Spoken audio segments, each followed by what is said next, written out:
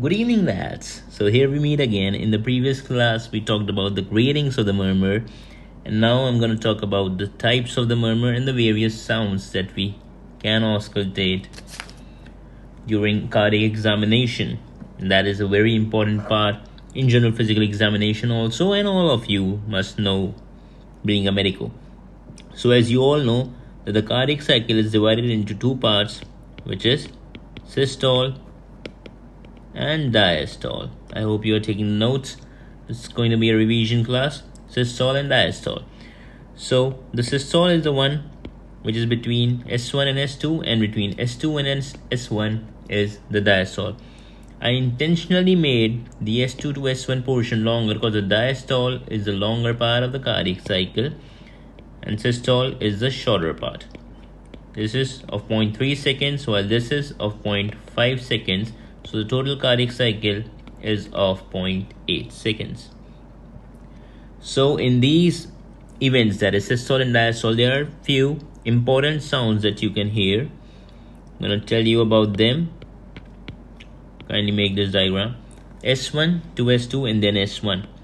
So there are two sounds which you need to know in systole, and these are ES and CC.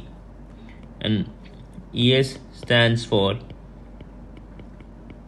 ejection systolic click, while CC is the closing click which we see in case of prosthetic heart valve. So these are the two sounds which you hear in systole. Now coming to the diastole, 2, 3, 4, 5 and 6. There are 6 sounds of the diastole. There is a mnemonic OPT, S3, S3, S4. Opt, S3, S3, S4, where this is how you're gonna do.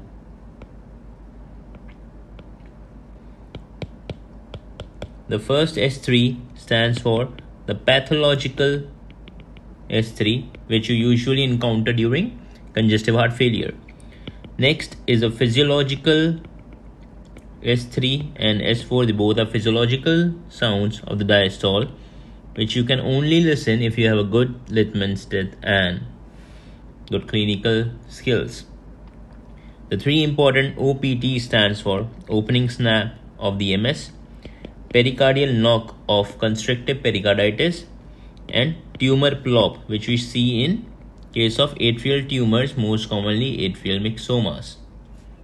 So these are the sounds which we see in systole and diastole.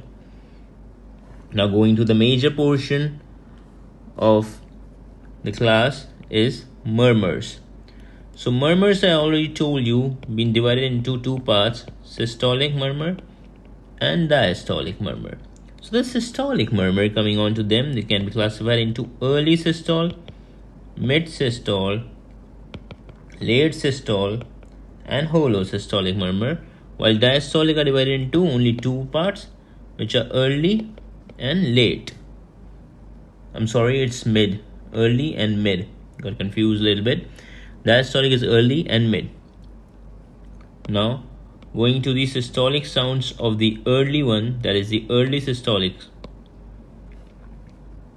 This has acute MR, TR and VSD. And just remember the same three diagnoses in case of holosystolic also, that is MR, TR and VSD.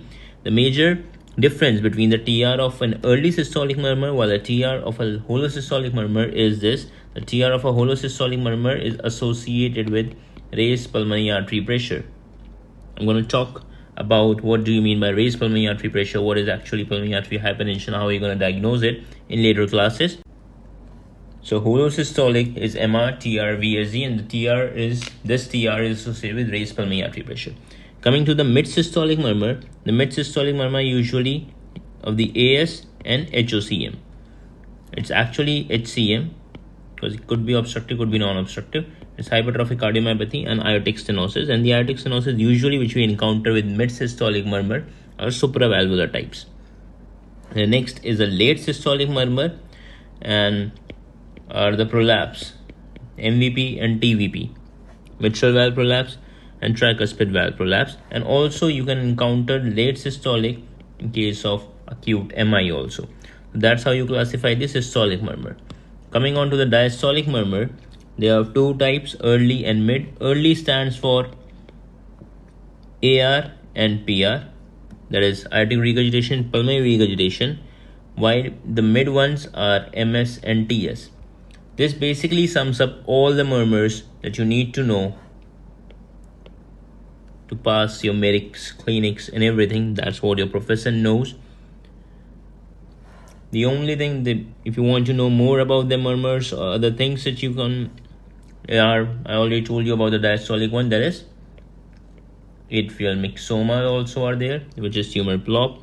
Or you can also think about another one. Just remember this mid diastolic, that is in severe AR. Usually in AR we get an early diastolic, but in severe AR we get a mid diastolic murmur, which is also known as, it's a named murmur. I'm going to tell you about these murmurs later on, which is Austin Flynn murmur. That's it for today.